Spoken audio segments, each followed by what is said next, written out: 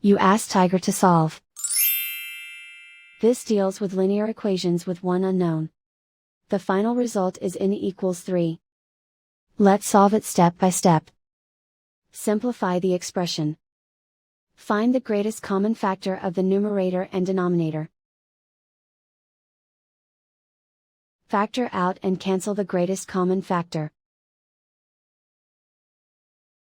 Isolate the n. Multiply both sides by 7. Group like terms. Multiply the coefficients.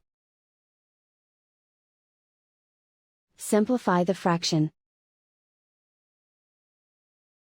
Multiply the fractions.